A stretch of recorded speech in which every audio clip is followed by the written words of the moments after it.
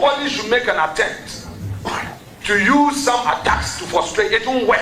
Let's ask a follow-up question, if it pleases Mr. Chairman. Appropriate for that person to now say you want to ask a follow-up question before his substantive question. That is not allowed. So go on and answer your question. I am asking you to ask a question, and to ask the question does not give you room to ask supplementary question before the main question. An abuse of the opportunity being given to you. May you proceed and ask your question. You cannot raise your voice on a member. Knowing you when you get your client in a tight corner, how you deal with them. I beg you, this is not your client. No attempt should be made to intimidate my members, especially the new ones. When I pinch you guys a bit, then you're all crying, you do that to my members. I've been calm, I'm watching. You try to take the power from the chair, and then when I'm reacting, you say, I'm being like a co-chair. Don't let us go there.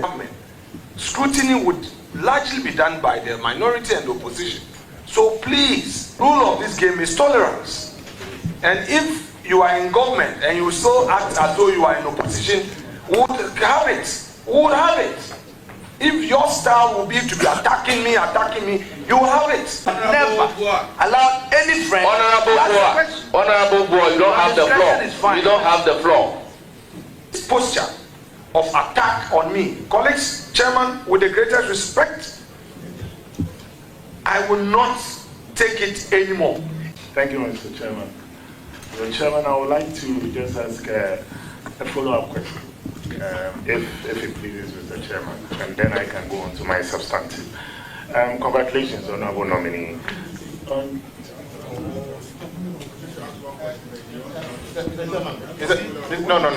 Mr. Chairman.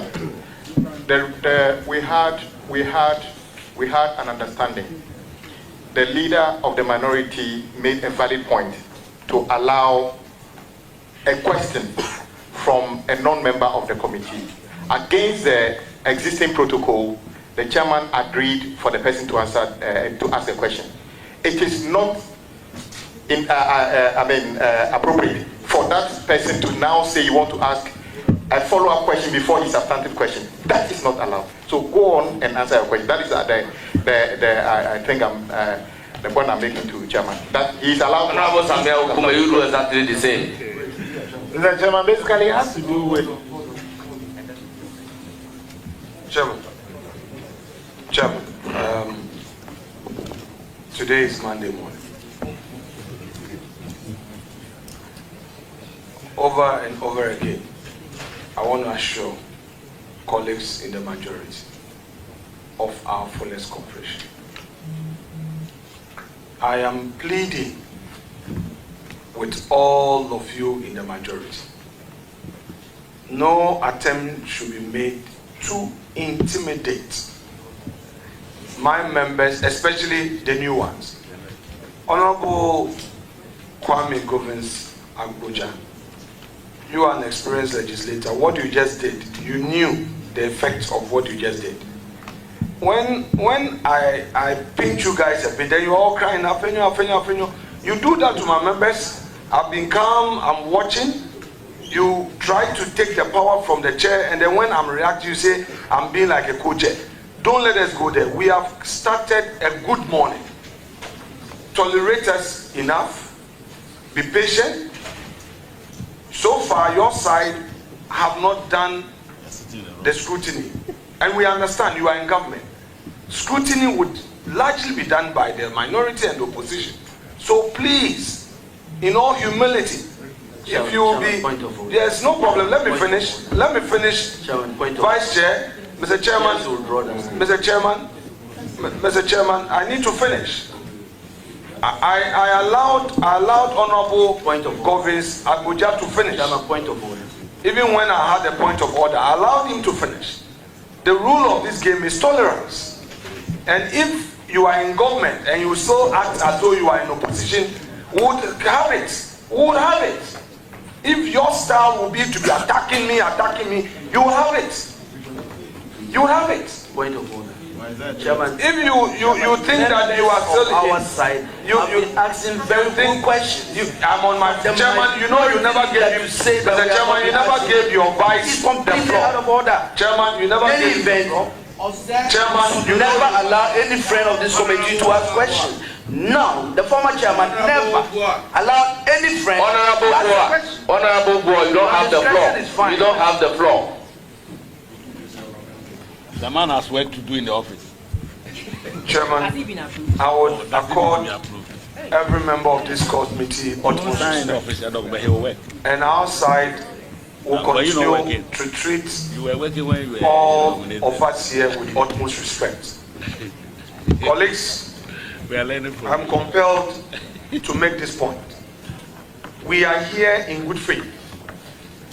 The minority has cooperated with chairman for us to get here in good faith. The letter got to us in Parliament. An advert was done. We cooperated for the advert to be placed in the paper same day. We were supposed to start this vetting tomorrow. Chairman reached out to me regarding some exigencies. I convinced my side that there is a need for the new government to proceed to form a government. The president needs his team. So let us not obstruct, let's cooperate. I still have communications asking me, leader, why are you changing from Tuesday to Monday? I am here to do the people's work with my team. This posture of attack on me, colleagues, chairman, with the greatest respect, I will not take it anymore. Even my opening remarks had to receive interjections and point of order. When go and watch Bagwin as minority leader, his opening remarks, let's watch the videos. Let's watch Harun and Drisu. Guys, I don't want a situation where it will be like Markin wants to do this and that. I understand governance. I know governance. And I will support you to form your government. But nobody should make an attempt to use some attacks to frustrate. It won't work. And we are not going to boycott proceedings. As Honorable Governor Sakuja once said on the floor, even laying paper, even for him to oppose, he says that there will be chaos. That was his threat. We know what he did to my vice chair. No, it's not payback. I will never do that. I'm not petty. I know what they did to this 67-year-old woman who was then the chair of the appointment committee, our mother. We know what happened. The cameras watched it. So, colleagues, you are now in government. Your duty is tolerance. Tolerance.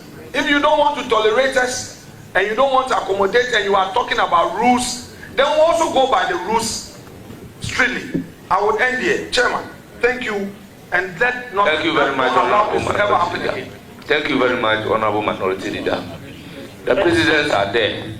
We all know that Honorable Joseph Ose-Usu, sitting as the chairman of the appointment committee, will never welcome a question from a non-member of the committee.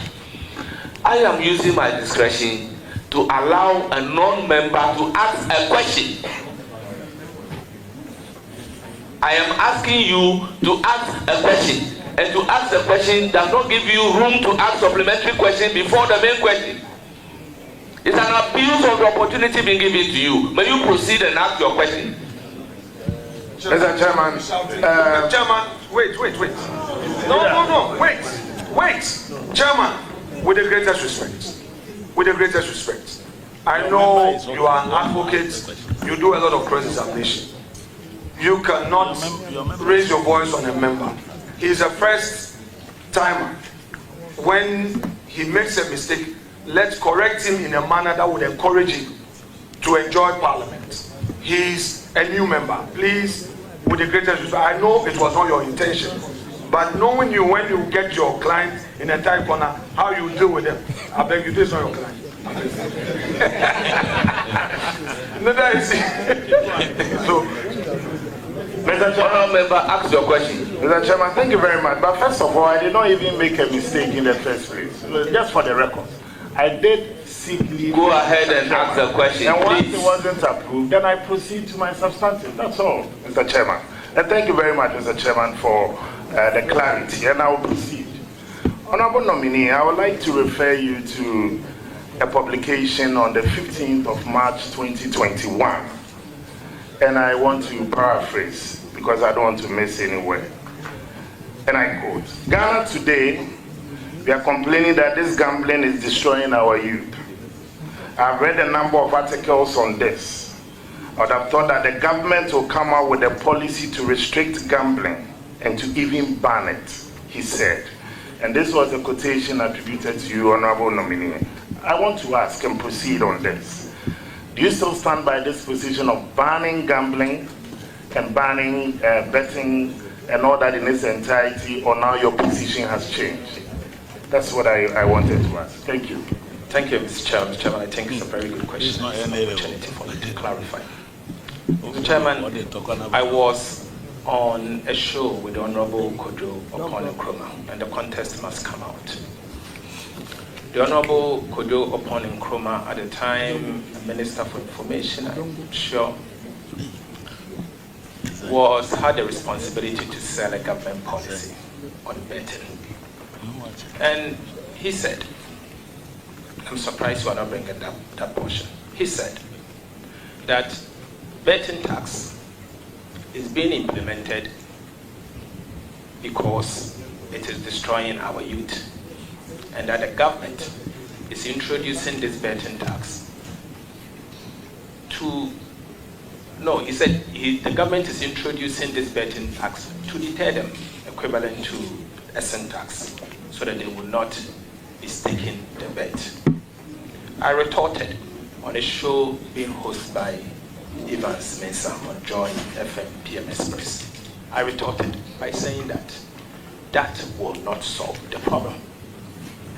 That will not solve the problem because I've read a number of articles, and the article presupposes or suggests that it is destroying our youth. And so if you want to introduce a tax, you have to first look at the elasticities, and as to whether the elasticities will mean that imposing such a tax will prevent the individual or the people concerned from the staking of the VAT of the betting or not. But I doubt that will